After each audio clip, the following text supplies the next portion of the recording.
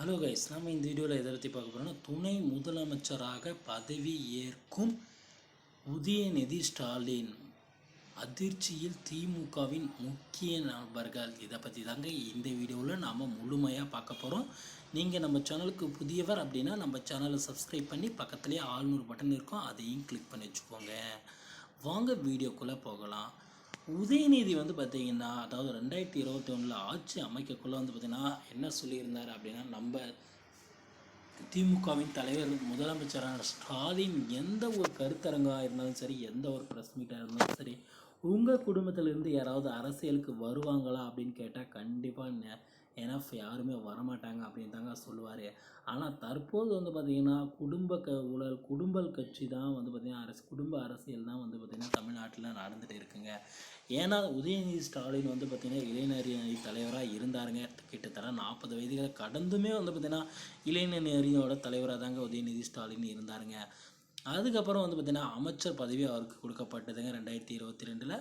அப்போது பார்த்திங்கன்னா அவர் பார்த்திங்கன்னா விளையாட்டுத்துறை அமைச்சராக நியமிக்கப்பட்டாருங்க. விளையாட்டுத்துறை அமைச்சராக நியமிக்கப்பட்டவர் பார்த்திங்கன்னா தற்பொழுது பார்த்திங்கன்னா துணை முதலமைச்சராக வரத்துக்கு பார்த்திங்கன்னா நிறைய ஆயத்தமான வேலைகள் எல்லாம் நடைபெற்று கொண்டு வருதா பார்த்திங்கன்னா செய்திகள் வந்திருக்குங்க.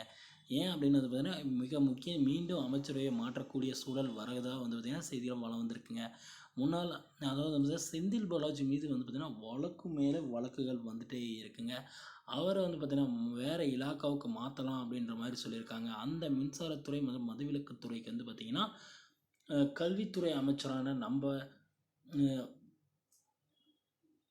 அன்பில் மகேஷை பார்த்திங்கன்னா நியமனம் செய்யலாம் அப்படின்ற மாதிரி பார்த்திங்கன்னா துரைமுருகன் அவர்கள்லாம் ஐடியா கொடுத்ததாக பார்த்திங்கன்னா செய்திகள் வந்திருக்குங்க.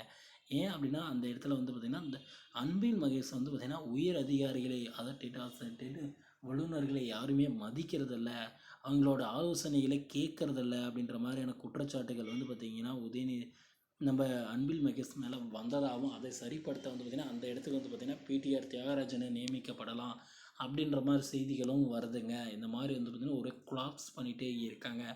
அதே மாதிரி பார்த்திங்கன்னா உதயநிதி ஸ்டாலினை பார்த்திங்கன்னா துணை அந்த மாற்றங்கள் செய்யும்போது பார்த்திங்கன்னா அப்படியே பார்த்திங்கன்னா துணை முதல்வராக ஆக்கிடலாம் நம்ம உதயநிதி ஸ்டாலினை அப்படின்ற மாதிரி பார்த்திங்கன்னா அரசியல் செய்திகள் வெளிவந்துட்டு இருக்குங்க. இதனால் பார்த்திங்கன்னா மூத்த அமைச்சர்கள் நிறைய பேர் பார்த்திங்கன்னா என்ன செய்கிறதுனே தெரியாமல் விழிப்பிதுங்கி நின்றுட்டு இருக்கிறதாகவும் செய்திகள் வலம் வருதுங்க. ஓகே ஃப்ரெண்ட்ஸ், வீடியோ உங்களுக்கு பிடிச்சிருக்கும் அப்படின்னு நான் நம்புகிறேங்க. வீடியோ பிடிச்சிருந்தா நம்ம சேனலை சப்ஸ்கிரைப் பண்ணி பக்கத்துலேயே ஆல்னு ஒரு பட்டன் இருக்கும், அதையும் கிளிக் பண்ணி வச்சுக்கோங்க. அப்போ தான் நான் போடக்கூடிய ஒவ்வொரு வீடியோவும் உங்கள் மொபைலுக்கு நோட்டிஃபிகேஷனாக வரும் ஃப்ரெண்ட்ஸ். தேங்க்யூ.